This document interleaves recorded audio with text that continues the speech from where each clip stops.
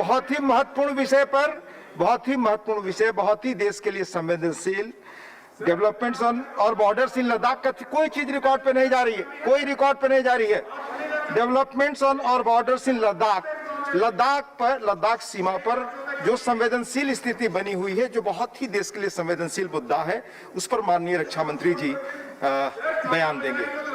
माननीय रक्षा मंत्री जी, कोई चीज रिकॉर्ड पे नहीं जा रही है। प्लीज, आप बड़े सीनियर मेंबर है, प्लीज हाउस के डेकोरम को ध्यान रखें। Please please please.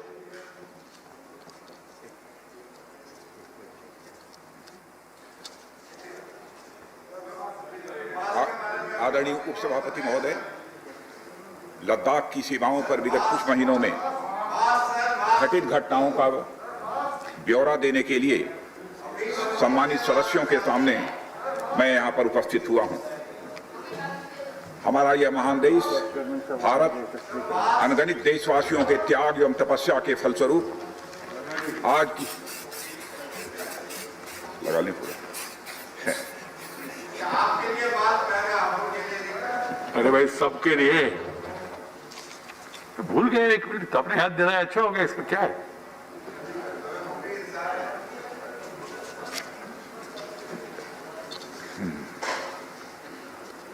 आदरणीय सभापति महोदय, लद्दाख की सीमाओं पर विगत कुछ महीनों में घटित घटनाओं का ब्यौरा सदन के सम्मानित सदस्यों के सामने रखने के लिए आज मैं यहां उपस्थित हूं।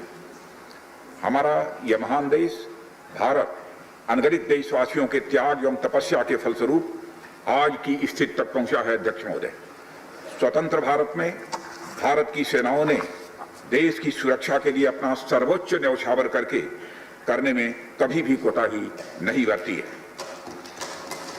और आप सबको ज्ञात है कि 15 जून 2020 को गलवान घाटी में कर्नल संतोष बाबू के साथ हमारे 19 और बहादुर जवानों ने भारत माता की सीमा की रक्षा करते हुए अपने प्राणों की आहुति दे दी। हमारे प्रधानमंत्री श्री नरेंद्र मोदी जी ने स्वयं लद्दाख जाकर वीर जवानों का हौसला बढ़ाया। मैंने भी बहादुर जवानों से मिलकर उनके शौर्य और अटूट साहस का स्वयं भी अनुभव किया है। अध्यक्ष महोदय, सबसे पहले मैं संक्षेप में चाइना के साथ हमारे बाउंड्री इश्यूज के बारे में बताना चाहता हूं। जैसा कि सदन इस बात से अवगत है कि भारत एवं चाइना का सीमा का प्रश्न अभी तक अनसुलझा है। भारत और चाइना की बाउंड्री का कस्टमरी और ट्रेडिशनल अलाइनमेंट चाइना नहीं मानता है। यह सीमा रेखा वेल एस्टेब्लिश्ड भौगोलिक सिद्धांतों पर आधारित है, जिसकी पुष्टि न केवल ट्रीटीज और एग्रीमेंट्स द्वारा बल्कि हिस्टोरिक यूसेज और प्रैक्टिसेस द्वारा भी सभापति महोदय हुई है। इससे दोनों देश सदियों से अवगत हैं, जबकि चाइना यह मानता है कि बाउंड्री अभी भी औपचारिक रूप से निर्धारित नहीं है। साथ ही चाइना यह भी मानता है कि हिस्टोरिकल जुरिस्डिक्शन के आधार पर जो ट्रेडिशनल कस्टमरी लाइन है, उसके बारे में दोनों देशों की एक अलग अलग व्याख्या है। दोनों देश 1950 और 1960 के दशक में इस पर बातचीत कर रहे थे, परंतु पारस्परिक रूप से स्वीकार्य समाधान नहीं निकल पाया था।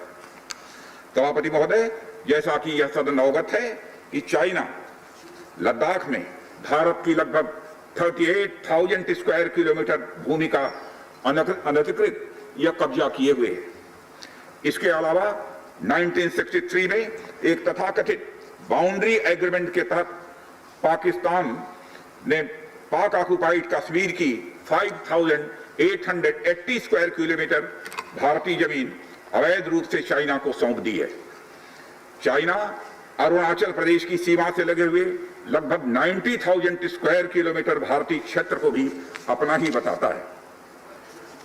सभापति महोदय, भारत तथा चाइना दोनों ने औपचारिक तौर पर यह माना है कि सीमा का प्रश्न एक जटिल मुद्दा है, जिसके समाधान के लिए पेशेंस की आवश्यकता है तथा इस मुद्दे का फेयर, रीजनेबल और म्यूचुअली एक्सेप्टेबल समाधान शांतिपूर्ण बातचीत के द्वारा निकाला जाए।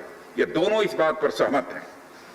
अंतरिम रूप से दोनों पक्षों ने यह मान लिया है कि सीमा पर शांति और स्थिरता बहाल रखना द्विपक्षीय संबंधों को बढ़ाने के लिए यह नितांत आवश्यक है।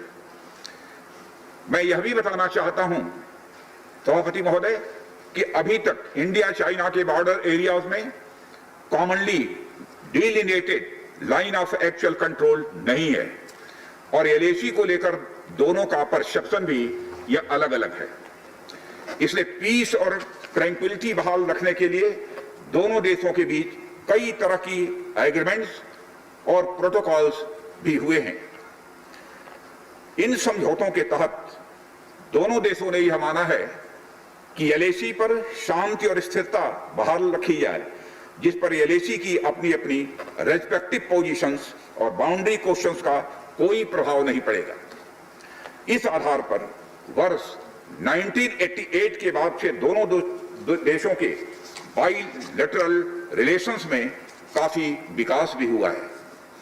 भारत का मानना है कि बाइलेटरल रिलेशंस को विकसित किया जा सकता है तथा साथ ही साथ बाउंड्री के मुद्दे के समाधान के बारे में चर्चा भी की जा सकती है। यह हम दोनों काम कर सकते हैं, परंतु एलएसी पर पीस और ट्रैंक्विलिटी में किसी भी प्रकार की गंभीर स्थिति का बाइलेटरल रिलेशंस पर निश्चित रूप से असर पड़ेगा, यह बात भी दोनों पक्षों को अच्छी तरह समझनी चाहिए। वर्ष 1993 और 1996 के समझौते में इस बात का जिक्र है कि एलएसी के पास दोनों देश अपनी सेनाओं की संख्या कम से कम रखेंगे। समझौते में यह भी है कि जब तक बाउंड्री इशू का पूर्ण समाधान नहीं होता है तब तक एलएसी को स्ट्रिक्टली रेस्पेक्ट और एडहर किया जाएगा और उसका उल्लंघन किसी भी सूरत में नहीं किया जाएगा।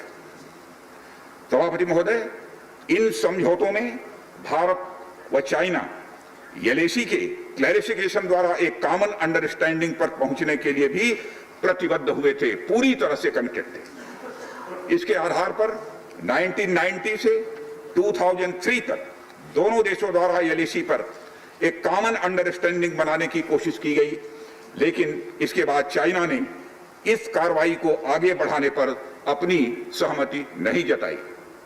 इसके कारण कई जगहों पर चाइना तथा भारत के बीच एलएसी परसेप्शंस में ओवरलैप बराबर बना रहता है। इन क्षेत्रों में तथा बॉर्डर के कुछ अन्य इलाकों में दूसरे समझौतों के आधार पर दोनों की सेनाएं फेस ऑफ आदि की स्थिति का बराबर समाधान निकालती हैं, जिससे कि शांति कायम रहे।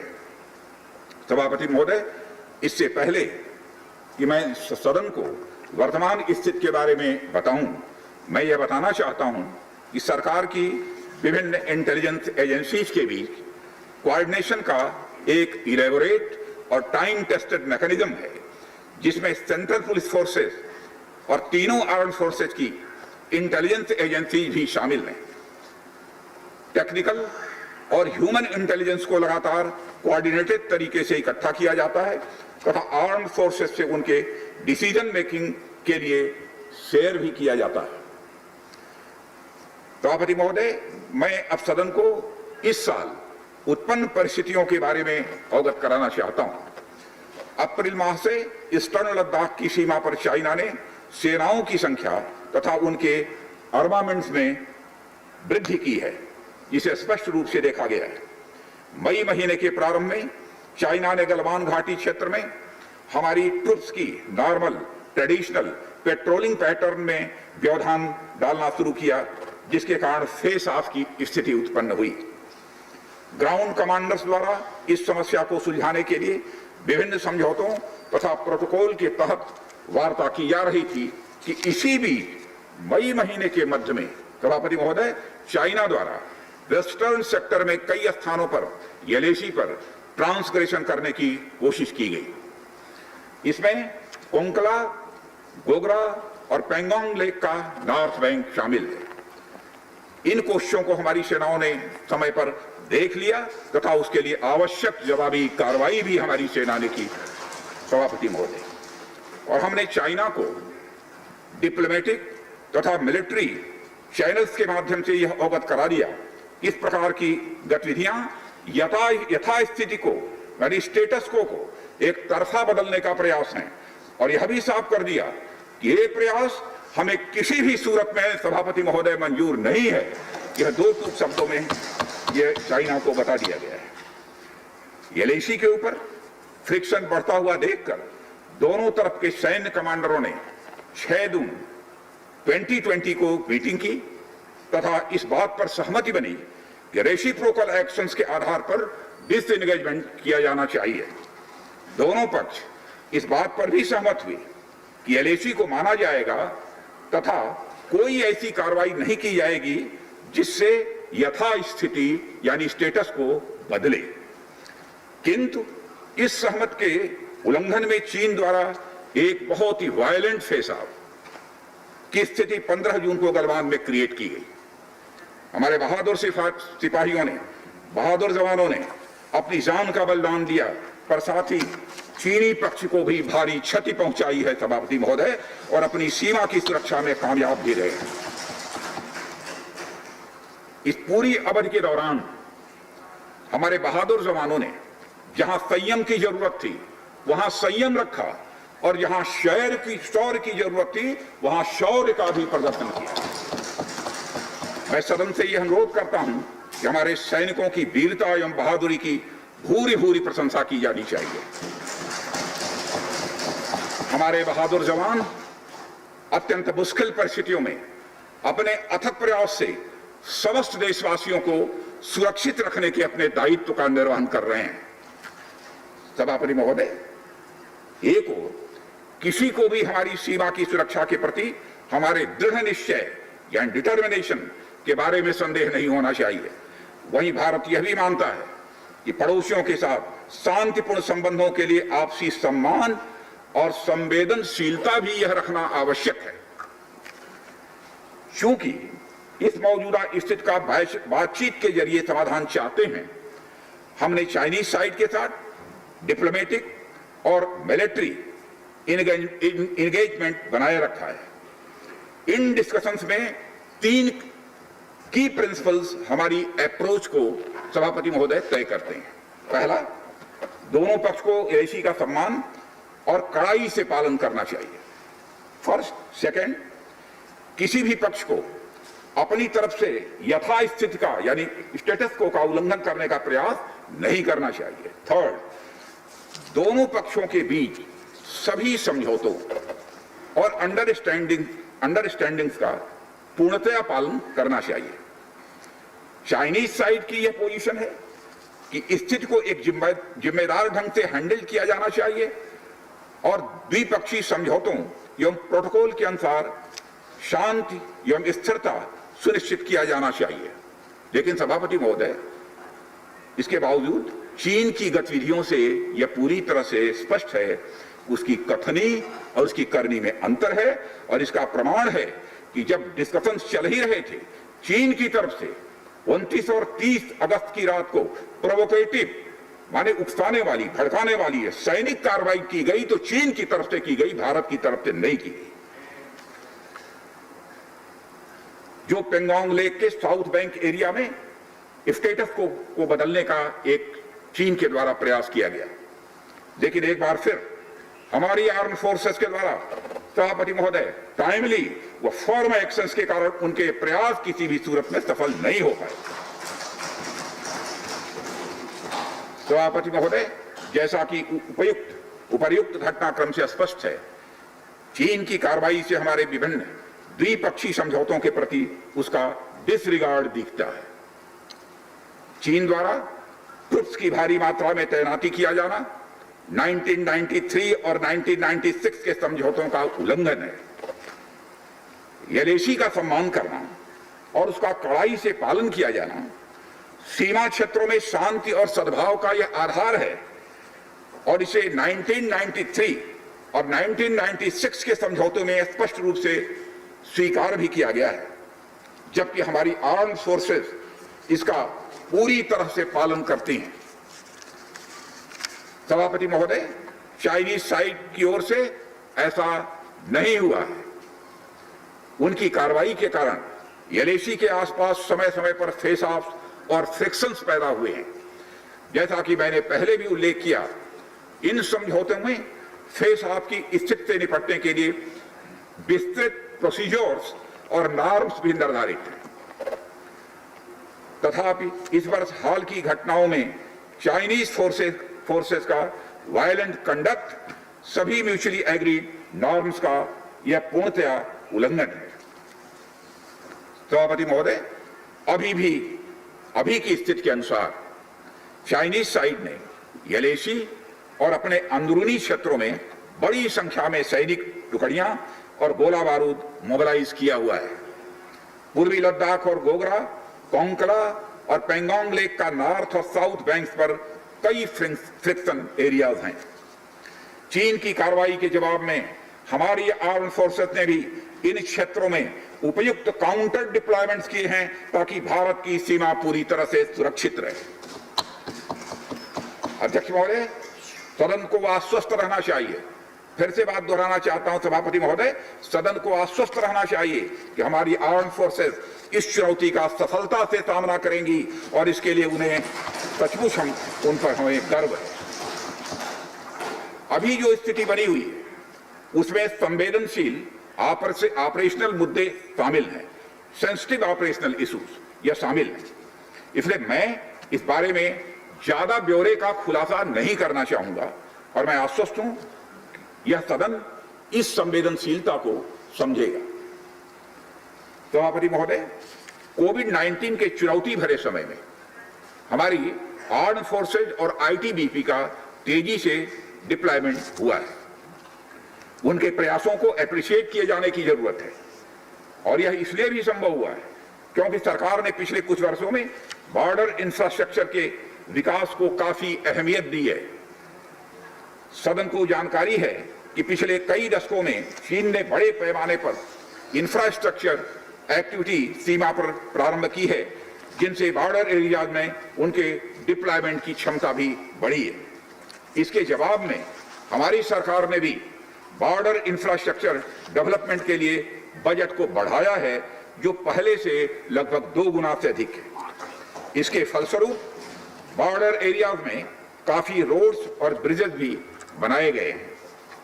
इससे न केवल लोकल पॉपुलेशन को जरूरी कनेक्टिविटी ही मिली है, बल्कि हमारी आर्म्ड फोर्सेस को बेहतर लॉजिस्टिकल सपोर्ट भी मिला है। इसके कारण वे बॉर्डर एरियाज में अधिक अलर्ट रह सकते हैं और जरूरत पड़ने पर बेहतर जवाबी कार्रवाई भी कर सकते हैं।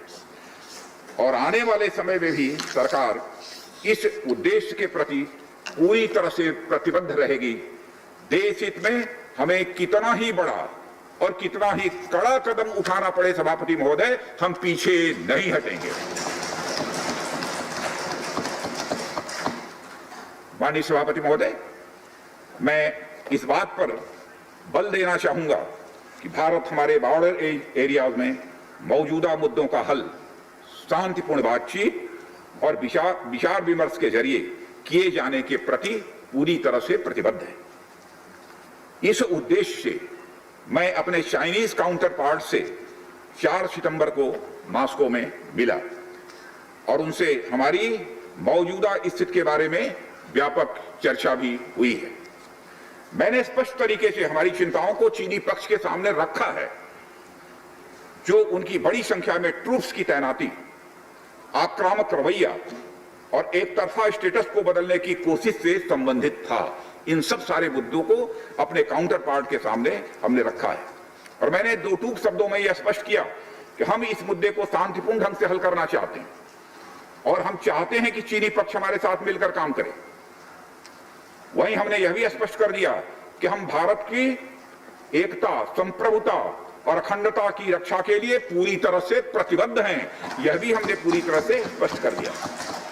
इसके बाद मेरे सहयोगी विदेश मंत्री श्री जयशंकर जी भी 10 सितंबर को मॉस्को में चाइनीज विदेश मंत्री से मिले।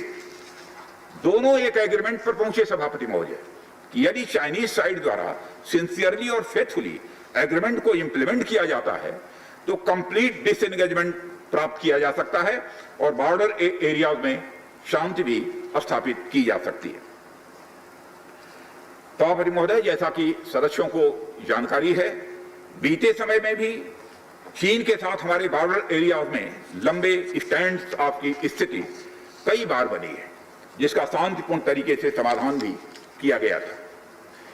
हालांकि इस वर्ष की स्थिति, चाहे वो ट्रूप्स की स्केल ऑफ इन्वॉल्वमेंट हो या फ्रिक्शन पॉइंट्स की संख्या हो, हम पहले से बहुत अलग हैं। फिर भी हम मौजूदा स्थिति के शांतिपूर्ण समाधान के प्रति पूरी तरह से कमिटेड हैं।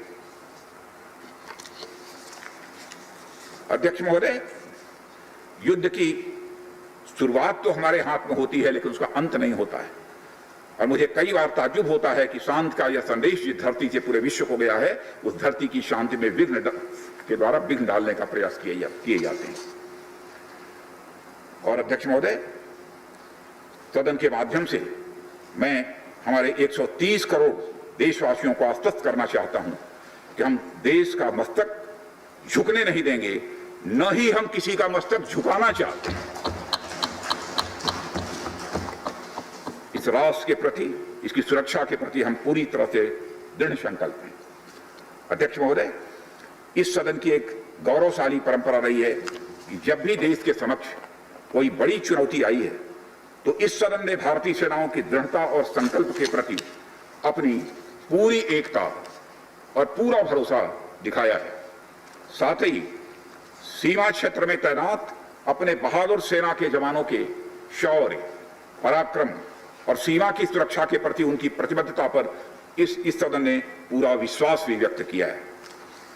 मैं आपके माध्यम से देशवासियों को यह विश्वास दिलाना चाहता हूं कि हमारे आर्म्ड फोर्सेस के जवानों का जोश एवं हौसला बुलंद है सभापति महोदय, और हमारे जवान किसी भी संकट का सामना करने के लिए पूरी तरह से दृढ़ प्रतिज्ञ हैं। और इस बार भी सीमा पर हमारे वीरों ने किसी भी प्रकार की आक्रामकता दिखाने के बजाय धैर्य और साहस का परिचय दिया है। हमारे यहाँ कहा गया है कि साहसे खलु स्त्री वसति, यानी साहस में ही विजय स्त्री का निवास होता है। और हमारे सैनिक तो साहस के साथ साथ संयम, शक्ति, शौर्य और पराक्रम की जीती जागती प्रतिमूर्ति है सभापति महोदय। महोदय, माननीय प्रधानमंत्री जी के बहादुर जवानों के बीच जाने के बाद हमारे कमांडर तथा जवानों में यह स्पष्ट संदेश गया है कि देश के 130 करोड़ देशवासी जवानों के साथ खड़े हैं। उनके लिए बर्फीली ऊंचाइयों के अनुरूप विशेष प्रकार के गर्म कपड़े, उनके रहने का स्पेशलाइज्ड टेंट तथा उनके सभी अस्त्र शस्त्र व गोला बारूद की पर्याप्त व्यवस्था की गई है। महोदय, हमारे जवानों का हौसला बुलंद है। दुर्गम ऊंचाइयों पर जहां ऑक्सीजन की बराबर कमी बनी रहती है तथा तापमान भी शून्य से नीचे होता है, उनके उत्साह में कोई कमी देखने को नहीं मिलती है और वे सियाचिन, कारगिल आदि जैसी ऊंचाइयों पर अपना कर्तव्य इतने वर्षों से लगातार निभाते चले आ रहे हैं। सभापति महोदय, यह सच है हम लद्दाख में एक चुनौती के दौर से गुजर रहे हैं, लेकिन साथ ही मुझे पूरा भरोसा है कि हमारा देश और हमारे वीर जवान इस चुनौती पर खरे उतरेंगे।